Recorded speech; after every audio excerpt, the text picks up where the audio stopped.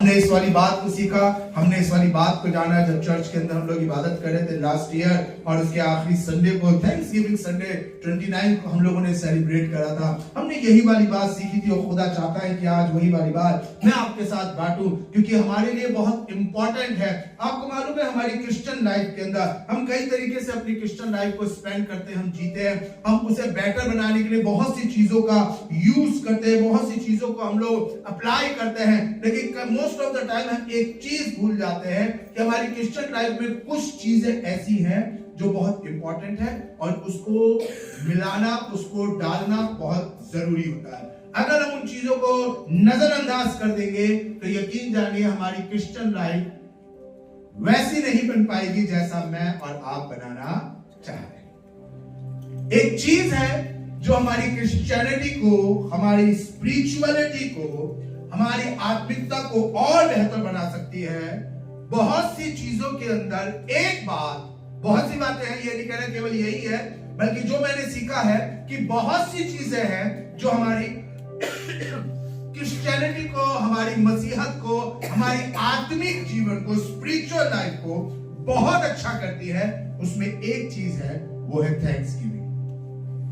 मेरे साथ बोलिए थैंक्सगिविंग। धन्यवाद कहना या धन्यवादी होना या परमेश्वर की हम्द करना, यह हमारी क्रिश्चियन लाइफ को, हमारी स्पिरिचुअल लाइफ को और बेहतर बनाती है।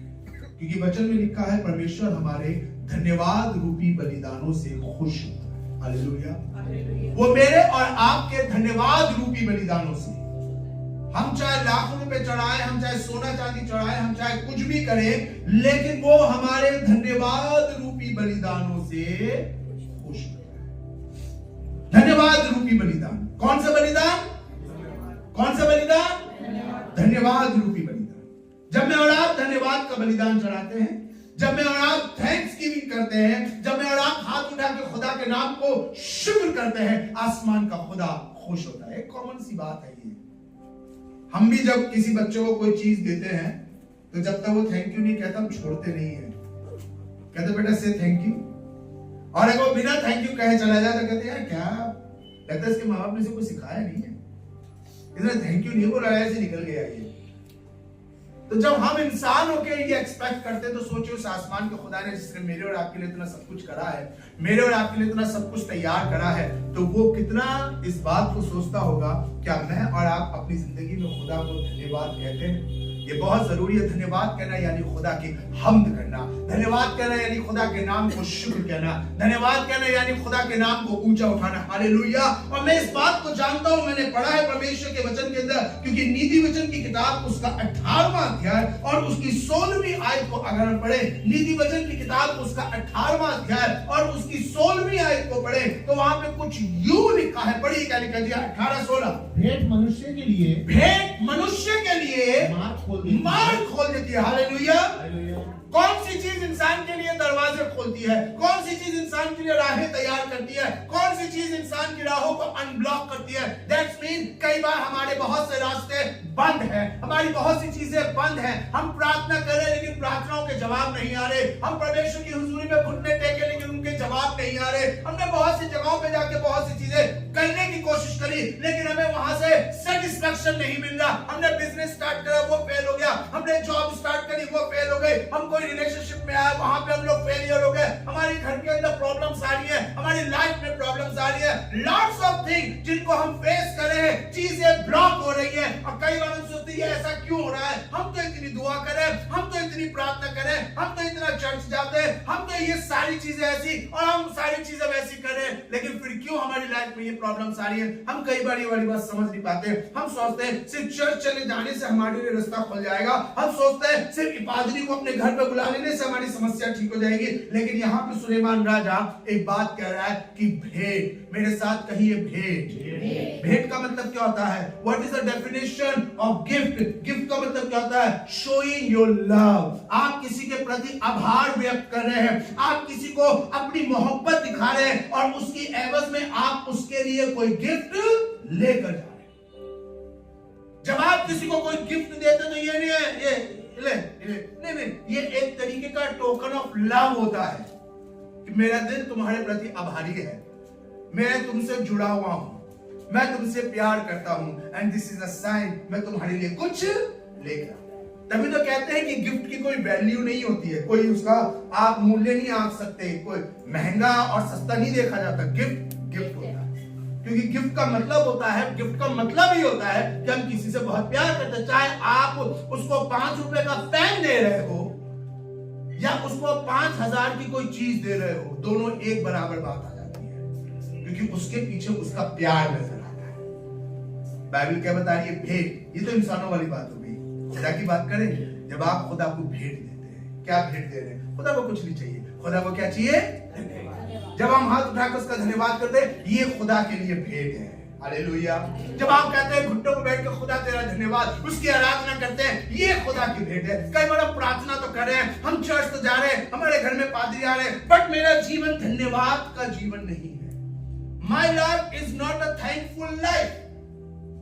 Always we have complaints, हमारे पास हमेशा शिकायत रहती है, ये नहीं हुआ, वो नहीं हुआ, ये नहीं दिया, वो नहीं दिया, ऐसा कर दिया, वैसा कर दिया, उसने ऐसा कर दिया। कभी जब हमारा ये मुंह खुलता है, हमारी ये ढक्कन हटता है डेगची का, तो कभी इसके अंदर से खुशबू नहीं आती है।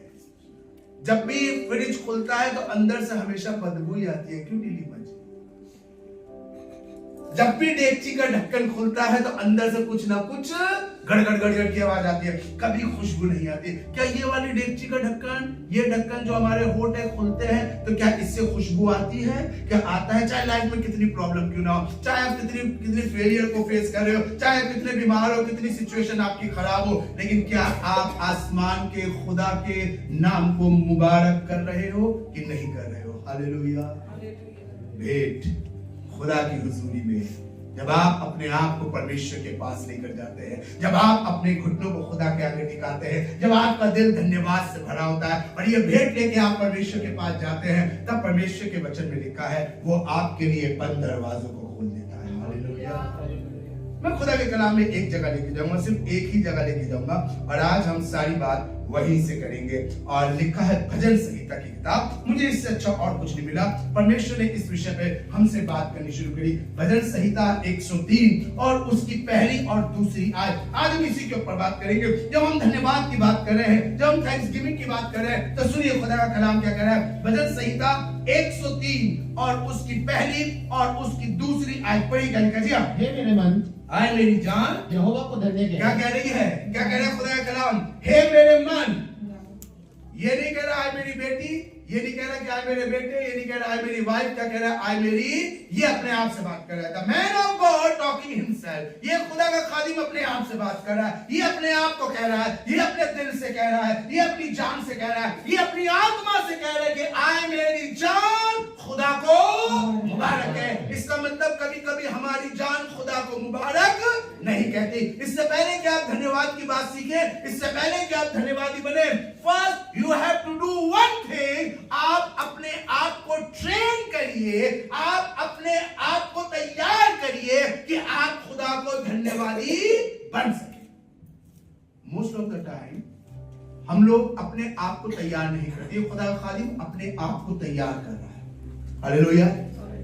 This man of God trained himself every day, every single day, every single hour, every single minute. He trained himself to say thank you Lord. आपको पता है इसकी लाइफ के बारे में? इसकी लाइफ बहुत इजी नहीं थी, इसका जीवन बहुत आसान नहीं था, इसकी लाइफ में बहुत ट्रेजेडी थी। इसके घर में इसके भाई इसे पसंद नहीं करते थे।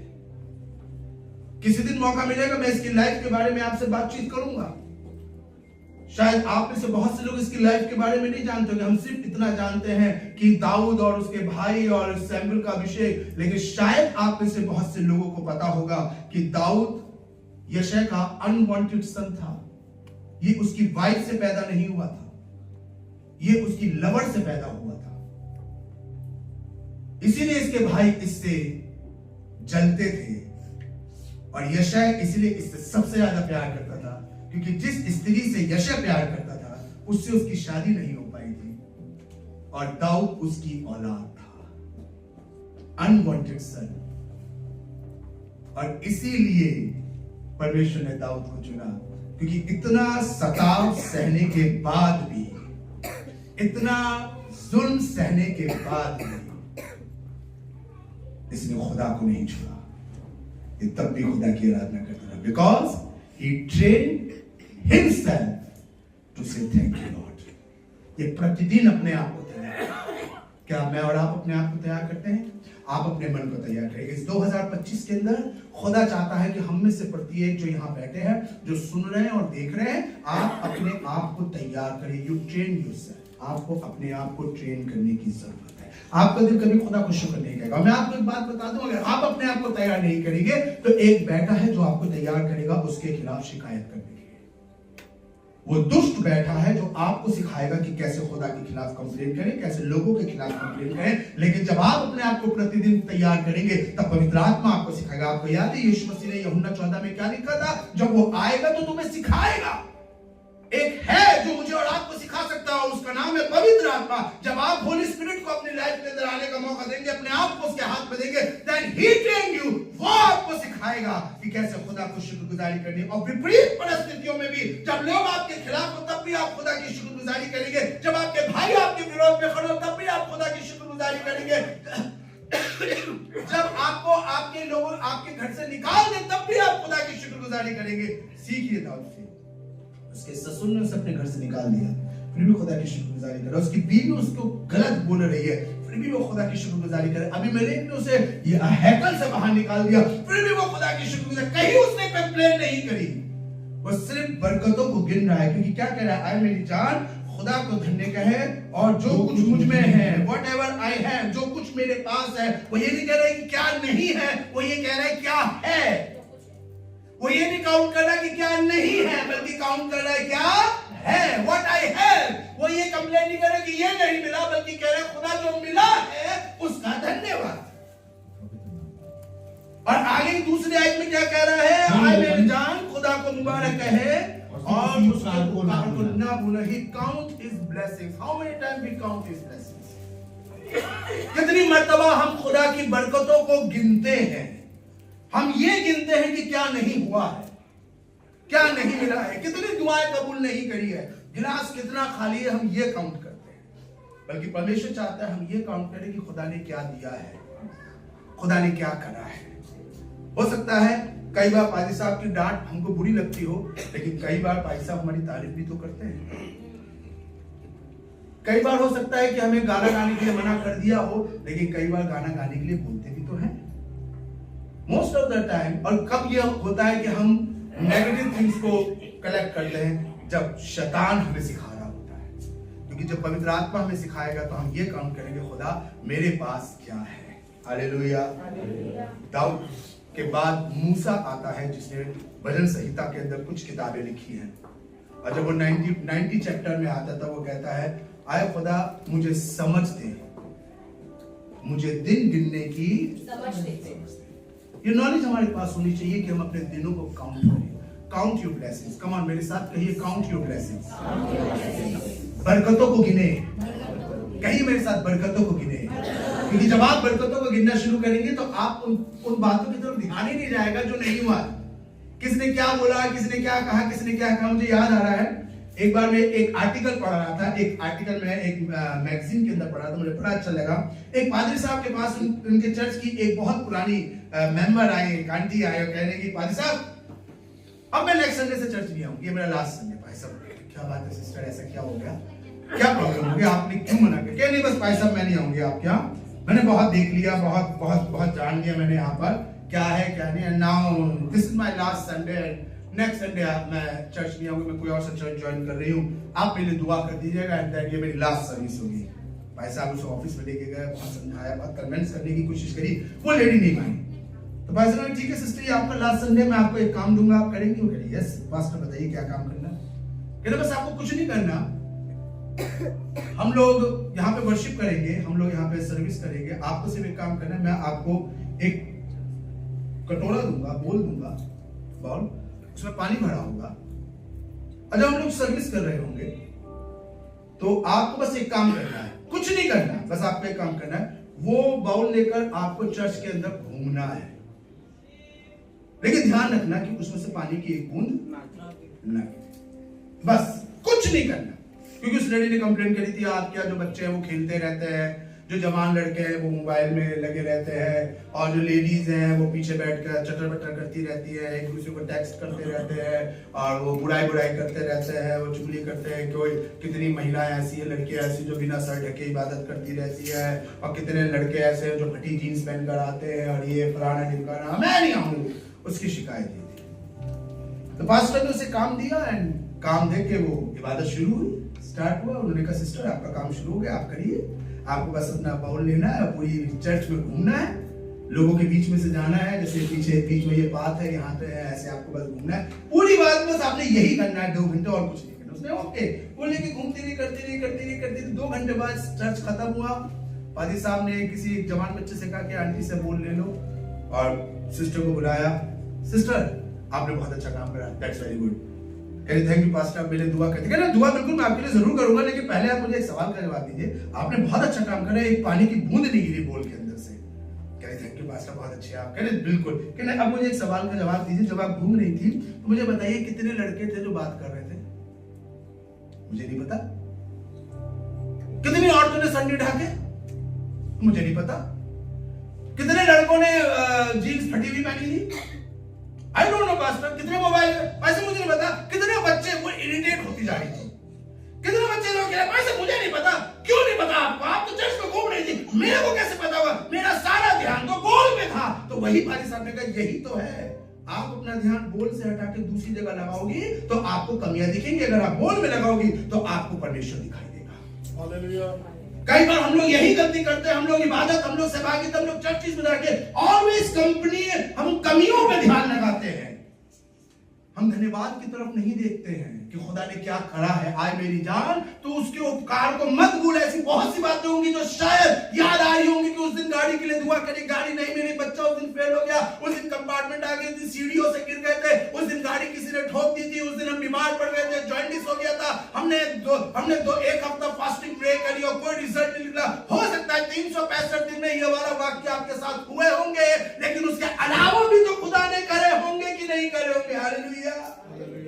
तो उनको याद करके खुदा को शुक्रगुजारी नहीं कर सकते हैं? यही चीज खुदा का कलाम मुझे और आपको बता रहा है, और दाऊद यही वाली बात कह रहा है, ये भेंट जो खुदा चाहता है उसकी हुजूरी में लेकर जाए। ऑलवेज अगर हम बोल की तरफ ध्यान करेंगे तो कभी हमें कमियां नजर नहीं आएंगी। अगर बोल से इधर उधर ध्यान करेंगे तो ऑलवेज हमें कमियां नजर आती रहेंगी, क्योंकि ये संसार तो कमियों से भरा हुआ पड़ा है। We all are human beings and we are not a perfect persons. हम लोग परिपक्व नहीं हैं। परिपक्व तो केवल एक ही था, और उसका नाम है प्रभु यीशु मसीह। इवन स्वर्गदूत भी परफेक्ट नहीं है, वो भी इम्परफेक्ट है। अगर वो भी परफेक्ट होते तो स्वर्ग से उन्हें फेंका नहीं जाता। वो भी परफेक्ट नहीं है। परफेक्ट तो केवल एक है, प्रभु यीशु मसीह, और हम में से कोई परफेक्ट नहीं है। हाँ, जब होली स्पिरिट हमारे पास आता है तो वो हमें परफेक्ट बनाता है। जब वर्ड ऑफ गॉड पर हम चलते हैं तो वो हमें परफेक्ट बनाता है। हालेलुया। तो कहने क्या, सिर्फ आपको एक काम करना है। अगर आपको परमेश्वर का धन्यवाद करना है तो आपको सिर्फ अच्छी चीजों पर निगाह रखनी है। Whatever God did in your life, खुदा ने जो आपके जीवन में करा है उसके प्रति खुदा के आभारी रहे। जो खुदा कर रहा है, जो चर्च के अंदर खुदा कर रहा है, जो चर्च के साथ मिलकर आपके साथ अच्छी बातें हो रही है, उन बातों की शुक्रगुजारी करिए। तभी तो दाऊद इस वाली बात को कहता मेरे ऊपर आपको कि मैं तेरे भवन में रहूंगा ताकि तेरे भवन की इस पर, इसका मतलब कई भवन के अंदर बदसूरती भी है। सब एरिया ऐसा है, हर कोई नहीं होता, चांद में भी दाग होता है, फूल में भी कांटे होते हैं, तो कहीं ना कहीं तो बदसूरती नजर आएगी, लेकिन मैं वहां से अपनी आंख फेर लूंगा और खुदा सिर्फ तेरी खूबसूरती पे निगाह। Choice is yours. आप खुदा के घर के अंदर, आप फेलोशिप के अंदर, आप कलीसिया के अंदर क्या देख रहे हैं, इट्स योर चॉइस। अगर आप सिर्फ बदसूरती पर ही निगाह रखेंगे तो खूबसूरती आपको नजर आएगी नहीं। अगर आप खूबसूरती की तरफ निगाह करेंगे तो बदसूरती आपको दिखाई देगी नहीं। और यही खुदा का कलाम मुझे और आपको सिखाना मांग रहा है। क्या देखना मांग रहे? दाऊद कहता है मैं तेरे भवन में रहना चाहता हूं। एवरीबॉडी वांट, हर कोई खुदा के घर में रहना चाहता है, लेकिन खुदा के घर में बना क्यों नहीं रह पाता? क्योंकि वो सिर्फ बदसूरती पे निगाह करता है, कमियों पे करता है। नो नो नो, कमियां सब जगह हैं। आपको कमियों पे नहीं, आपको खुदा की बातों पे निगाह करनी है। हालेलुया। शैतान आपके दिल को कायल करेगा कि आप सिर्फ कमियों को देखें, लेकिन पवित्र आत्मा आपके दिल को तैयार करेगी कि सिर्फ आप अच्छा ही। Choice is yours. तभी दाऊद कहता, आए मेरी जान, he train himself many years many days, इसने अपने आप को कई सालों तक इस बात के लिए तैयार करा। और तभी जब उसको भगा दिया जाता था, निकाल दिया जाता था, इवन उसके घर के अंदर जश्न मनाया जा रहा है, तब भी उसने कोई ऑब्जेक्शन नहीं करा, कोई कंप्लेन। कोई जबूर निकाल के दिखा दीजिए, जबूर की कोई आयत दिखा दीजिए, भजन संहिता की कोई आयत दिखा दीजिए जहां वो कहे, ओए खुदा मैं तेरी इतनी इबादत कर रहा हूं, मेरा बाप मुझसे प्यार नहीं करता, मेरे भाई मेरे, कहीं हो ऐसी कोई आयत लिखी हो तो निकाल दीजिएगा। कहीं उसने कोई कंप्लेन नहीं करी। अबीमेलेक ने उसे हैकल में से निकाल दिया तो भी वो खुदा की इबादत कर रहा है, उसके भाई उसके खिलाफ खड़े तो भी वो खुदा की इबादत कर रहा है, उसका बेटा उसके खिलाफ खड़ा हो गया फिर भी वो खुदा की इबादत कर रहा है, उसकी बीवी उसको तुच्छ निगाह से देख रही है तो भी वो खुदा की इबादत कर रहा है। Hallelujah, because he trained himself.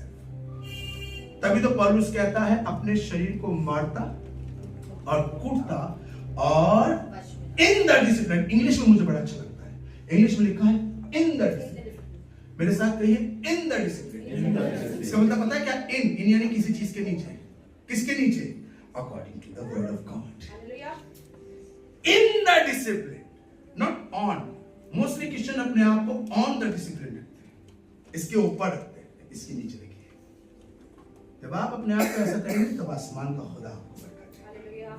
अब जल्दी से चले उन जगहों पे जो हम समझेंगे कि खुदा की बरकत के लिए, खुदा के थैंक्स गिविंग के लिए हम ये क्या करने, और जब करते हैं तो क्या होता है। अब इसकी तीसरी आयत की पहली लाइन पढ़ी, क्या लिखा है? वही तो तेरे सब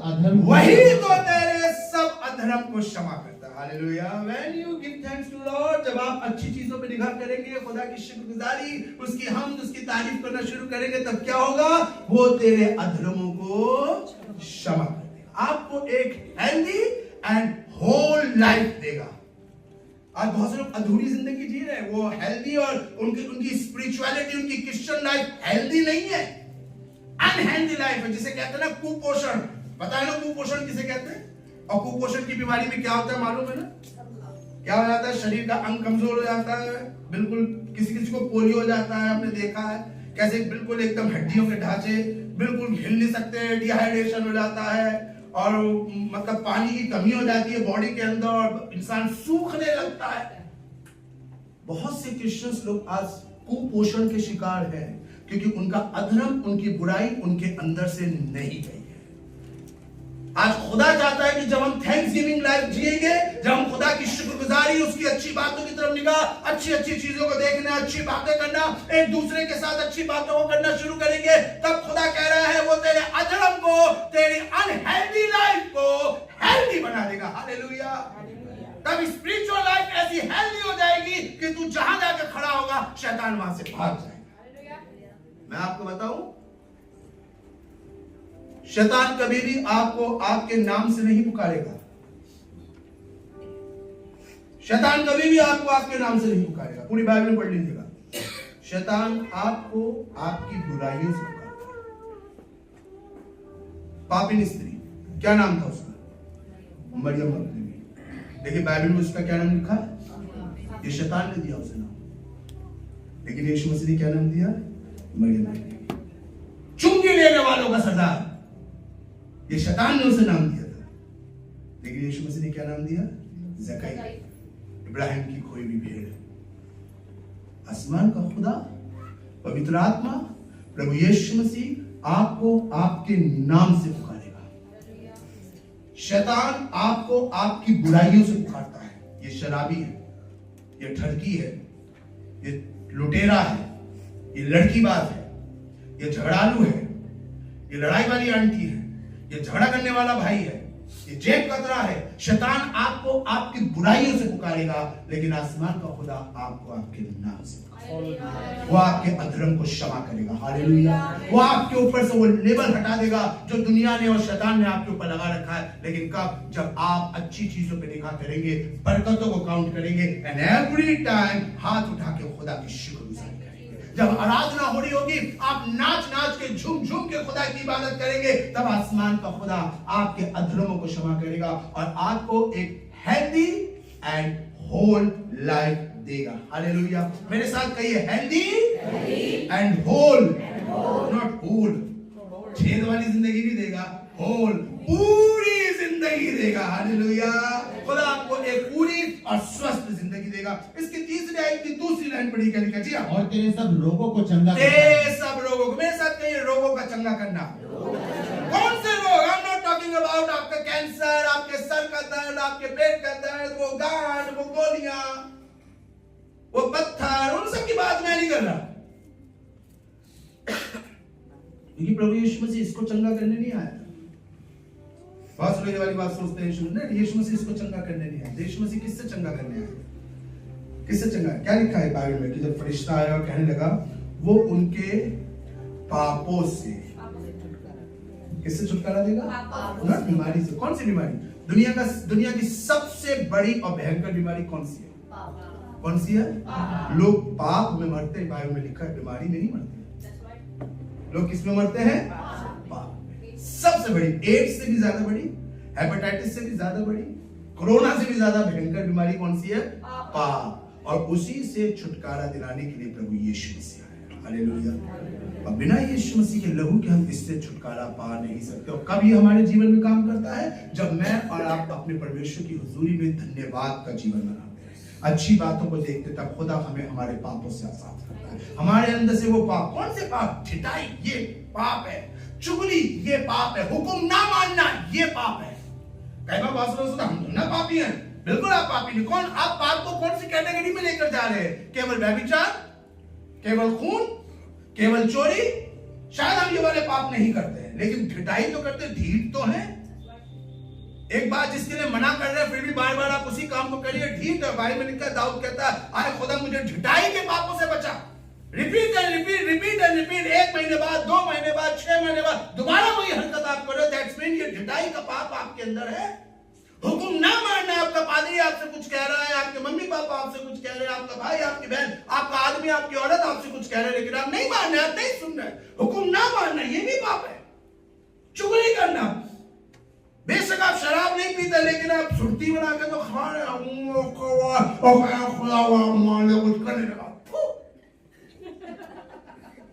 पान बहार, राज दरबार, माणिक चंद, विमल, जुबान केसरी,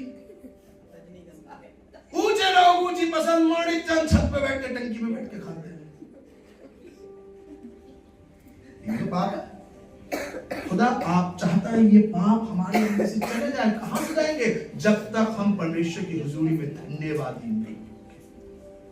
हाथ उठाएं, खुदा की महिमा, खुदा की बातों को देखना शुरू करें, तब आसमान का खुदा कह रहा वो आपको आपके पापों से, आपके डर से, आपके शक से, आपके नफरत करने से, आपके डिप्रेशन से, आपके गुस्से से, आपके नशे से, आपके घमंड से, ये पाप से आसमान का खुदा आपको शुद्ध करेगा। हालेलुया।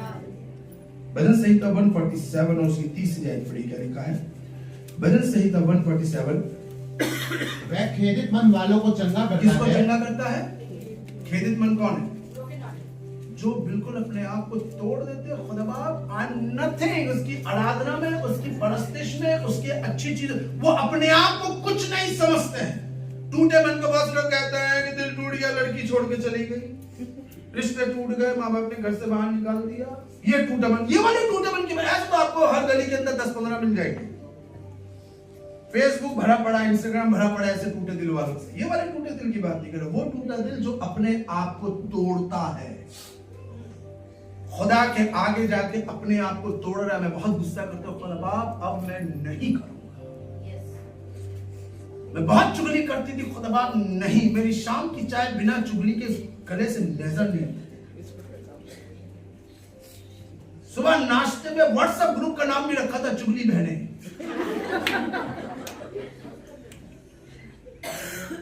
खुदा बाप मैं बहुत बुराई करती थी, बहुत बुरी बात बोलती थी, मैं बुरा करता था, मेरी निगाह में हमेशा बुराई। तोड़ दीजिए अपने आप। मरियम मगदलीनी, जिसको पापिन स्त्री कहा है, यीशु मसीह के पास आई थी, तो वचन में लिखा है उसने इत्र की बोतल खोली थी। ऐसे लिखा है, तोड़ी थी। क्या मतलब है इसका?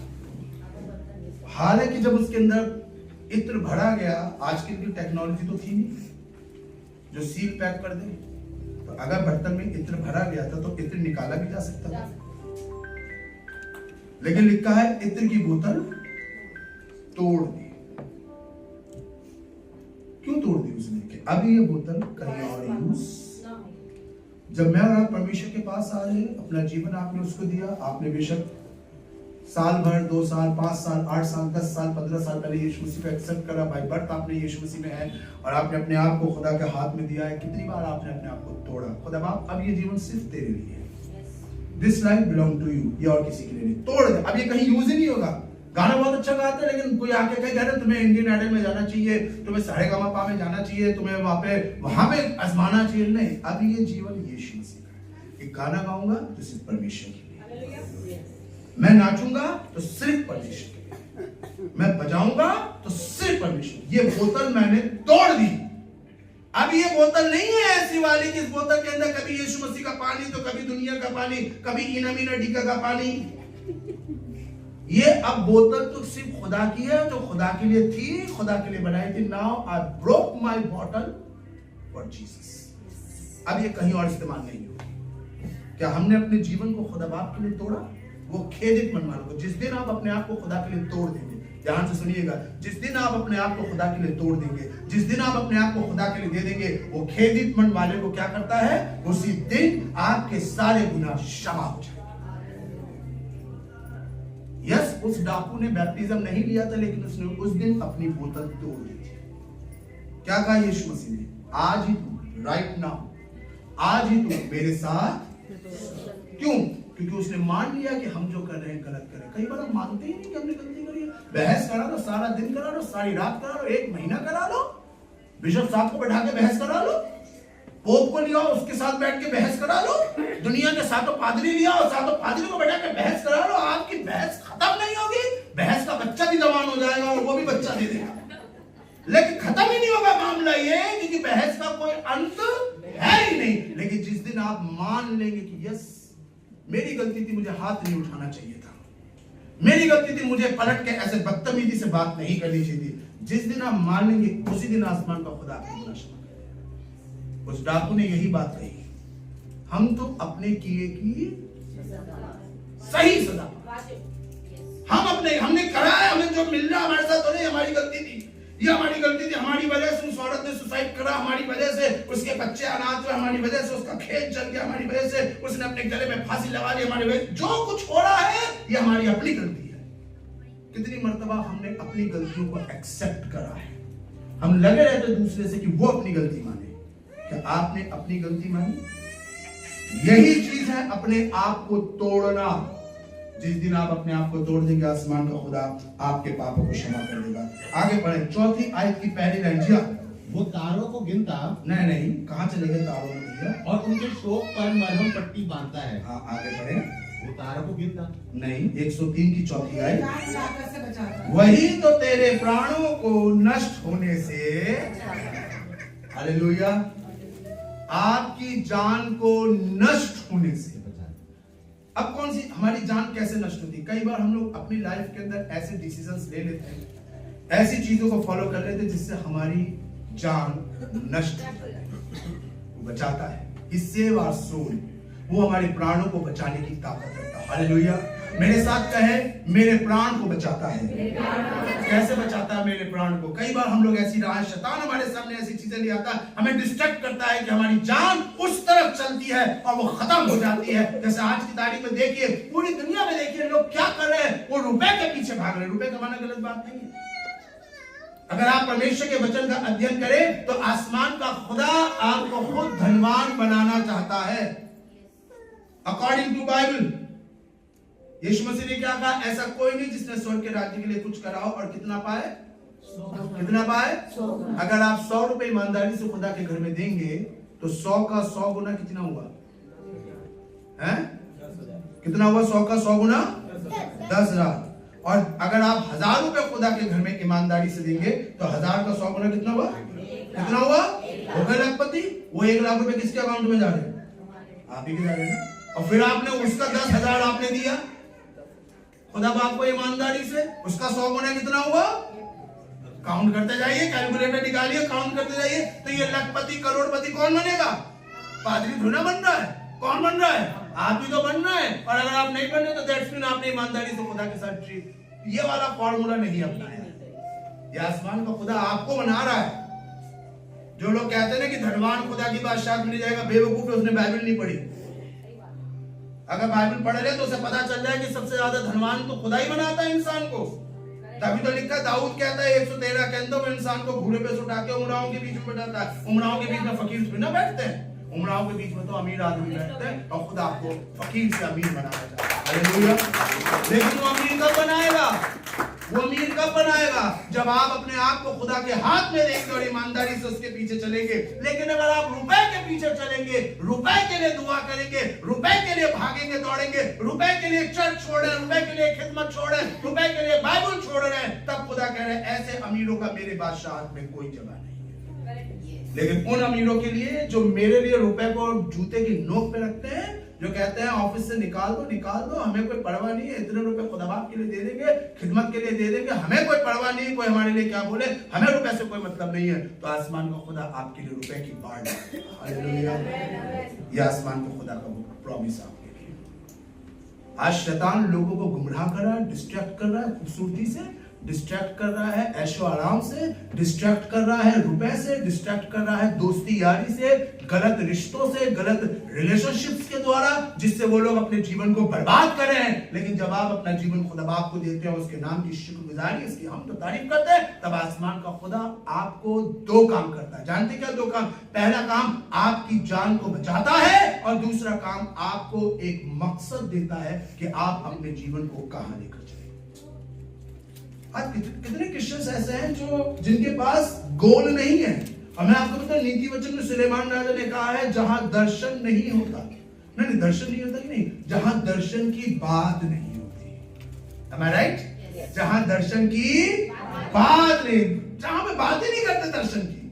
मैं अपने दर्शन चाचा की बात नहीं कर रहा। जहां दर्शन की, बाइबल टॉकिंग अबाउट विजन, आपका यीशु मसीह में क्या विजन है?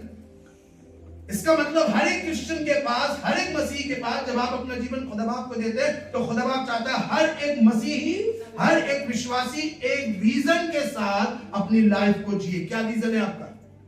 What is your vision in Christ? यीशु मसीह में आपका विजन क्या है? आप किस उद्देश्य से यीशु मसीह के पीछे चल रहे हैं? अगर कोई आपसे पूछे, हमारा दुनिया में विजन है, एवरीबॉडी है, हर एक के पास दुनिया में विजन है कि अगले 5 साल में मेरे पास गाड़ी होनी चाहिए। भाई सब दुआ कर दो, गाड़ी आ जाए। क्यों राज? एक विजन है, दैट्स गुड। हमारे भाई साहब का विजन कि कन्वेंशन सेंटर, ये अपने विजन पे काम कर रहे हैं। आप दुनिया के हिसाब से हम सबके पास विजन है कि हमारी कंपनी इतनी हो जाए, हम इतना कमा लें, हमारा अपना मकान हो जाए और इतने फ्लोर का हो जाए, हम अपनी लड़की की शादी कर देंगे, हम अपने, हर एक जन एक विजन से चल रहा है। That's very good. What about your vision in Christ? ये दुनिया का है, आपका मसीह के साथ क्या विजन है? एक स्त्री को जब यीशु मसीह ने बचाया कुएं के पास, उसके पास एक विजन आ गया और पूरे गांव को बचा रही। एक औरत की मुलाकात जब खुदा के खादिमों से हुई, उसके पास तुरंत एक विजन आया, उसने अपना पूरा खानदान सेव कर लिया। हालांकि वो वैश्या थी, लेकिन पूरा खानदान बचा रहा। एक स्त्री जो खुदा की कौम की नहीं थी, जैसी परमेश्वर की मुलाकात उससे हुई, उसके पास एक विजन आ गया, और वो विजन ये था, अपनी सास से कहने लगी, मैं तेरे को छोड़ के कहीं नहीं जाऊंगी, तेरा खुदा मेरा। पतरस के पास विजन आया, मैं इस पर अपनी कलीसिया बनाऊंगा, पतरस उस पर लग गया। पौलुस के पास विजन आया और पौलुस उस काम में लग गया। क्या आपके पास विजन है? In Christ what is your vision? अगर आप बिना विजन के, बिना उसके चल रहे हैं, तो मैं आपको बता दूं, माफ करिएगा, बुरा मत मानिएगा, बाइबल में लिखा है, मैं नहीं कह रहा, नीति वचन में सुलेमान राजा कहता है, जहां पे दर्शन की बातें, even you have talk about your vision. जब आप मिले, एक दूसरे से बात करें, अपने विजन के बारे में बात करें, खुदा ने मुझसे ये कहा, मुझे ये करना है। मैं गिटार बजाता हूं, मुझे 10 गिटार बजाने वाले तैयार करने हैं। मैं कीबोर्ड बजाता हूं, मुझे 10 कीबोर्ड बजाने वाले। मैं कलाम देता हूं, मेरे को खुदा के घर के लिए ये काम। खुदा ने मुझे विजन दिया है कि मेरे पास गाड़ी होगी, मैं अपनी उस गाड़ी से लोगों को खुदा के घर में लेकर जाऊंगा। मेरे पास मकान है, मेरे पास मकान की एक छत का हिस्सा, मैं वहां पे कमरा डालूंगा ताकि लोग आए इबादत करें वहां पे। कितने लोगों के लिए आपने विजन, कितनी बार आपने अपनी लाइफ में मसीह में विजन देखा है? अगर आपके पास विजन नहीं है तो सुनिए अगले लाइन में क्या लिखा है, जहां दर्शन की बातें नहीं होती वहां लोग हलाक हो जाते हैं। बहुत से मसीह हलाक हो, क्यों? आपने देखा होगा चर्च में कितने लोग आते हैं वापस चले जाते हैं। कितने लोग यीशु मसीह के पास आए वापस चले गए? 100 लोग आए और उसमें से 80 वापस चले गए। यीशु मसीह के साथ देख लीजिए, 58 वापस चले गए, सिर्फ 12 बचे। क्यों? 12 के पास विजन था, 58 के पास विजन नहीं था। चल यीशु मसीह के साथ रहते, दो करके भेजे थे तो वो भी उसमें शामिल थे। पवित्र आत्मा का काम हुआ, बहुत तगड़ा काम हुआ, सारी चीजें बहुत अच्छी हुई, but they have no vision. 12 के पास था और सारी दुनिया में नाम हो गया।